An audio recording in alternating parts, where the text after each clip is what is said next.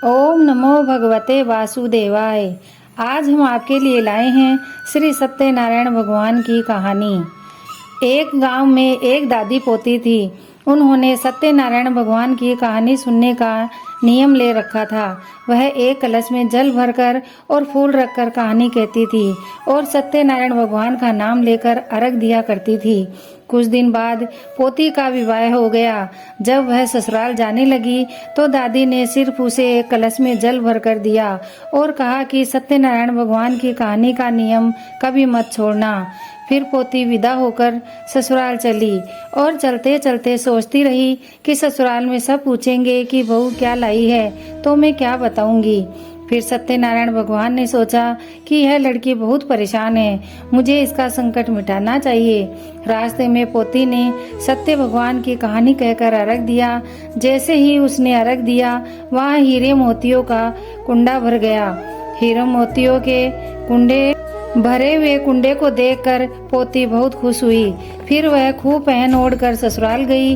वहाँ उसके ससुर जी ने उसकी सास से कहा, हमारी बहू तो बहुत बड़े घर की है, बहुत धन लेकर आई है। तुम ऐसा करो, पड़ोसन के यहाँ से मूंग चावल लाकर बहू के लिए बनाओ। जब उसकी सास मूंग चावल बनाने लगी तो बहू ने कहा, माँ जी आप यह मूंग चावल मेरे कलश के जल से बनाओ।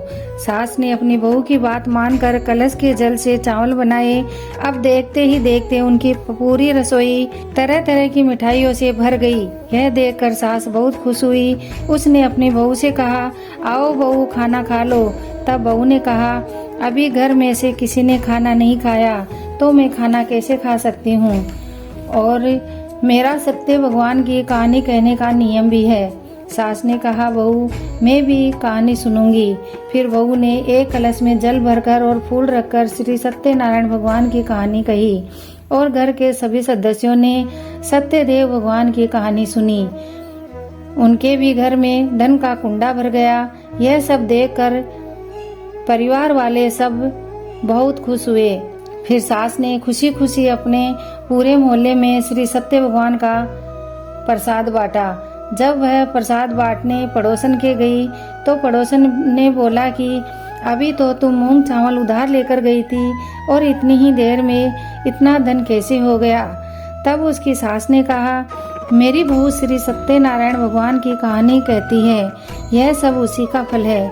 सास की बात सुनकर पड़ोसन को बड़ी हैरानी हुई और उसने कहा, मैं भी श्री सत्यनारायण भगवान की कहानी कहा करूंगी। हे सत्यनारायण भगवान, जैसा आपने पोती को दिया वैसा सबको देना। कहानी कहने वाले, सुनने वाले और हुंकार भरने वाले को सबको देना। कहानी अधूरी है तो पूरी करना, पूरी है तो मान बढ़ाना। बोलो सत्यनारायण भगवान की जय। बोलो विष्णु भगवान की जय।